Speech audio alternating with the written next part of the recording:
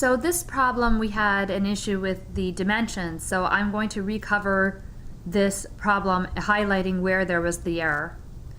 First, recall that the main confusion was with the definition of image and t, and the secondary issue is going to be the dimensions, which I had an issue with obviously in class. But again, just to recap, the image means that for b to be an image means that b has to be a y value. And in order for b to be a y value, then we have to show the existence of an x value that led to that y value. So recapturing this, we put this back into the form. We're really seeking that x value. So if there's no solution at the end of this, then we would say that b cannot be in the image because we couldn't find an x value. All right, we talked about the size of x. I'm not going to recap that part. Let's go straight to the math. We set up the augmented matrix and solve, and we get this system of equations.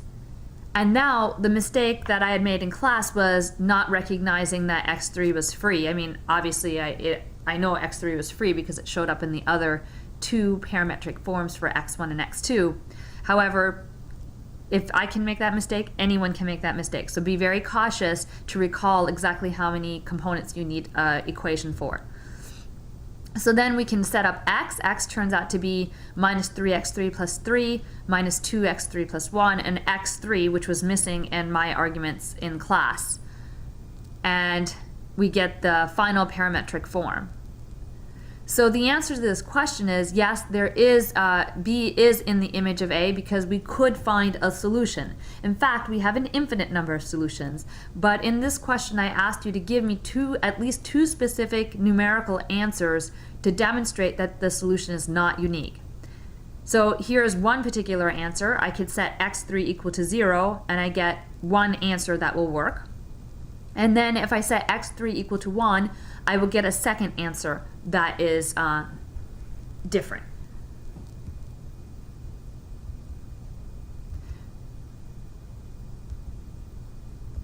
So I'm going to move to the other problem where we had an issue with angles.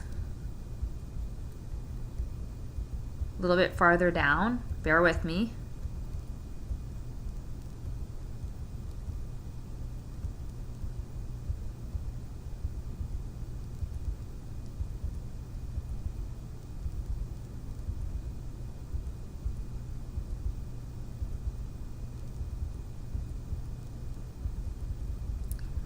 We covered a lot last night.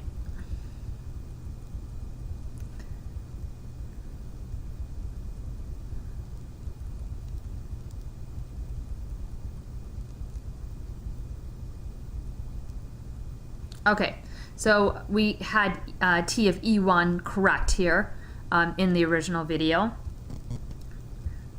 Where there was an error was where E2 was set. So the first move for E2 was to rotate it minus 2 pi over 3 radians, and when we move it minus 2 pi over 3 radians, I had it moving in the opposite direction, counterclockwise, when it should have been moving clockwise. So we see that the green arrow indicates the first stop by the rotation, which would be square root of 3 over 2 and minus 1/2. Then we reflect this over the x2 axis by, think of it as rubbing that green arrow really hard with your pencil, and then folding the piece of paper over the the y axis, and then scratching the page. And what reflection would you get on the other side? You would get exactly this yellow arrow. And so that our second stop turns out to be at minus square root of 3 over 2 and minus 1/2. So t of E2 is minus square root of 3 over 2 and minus 1/2.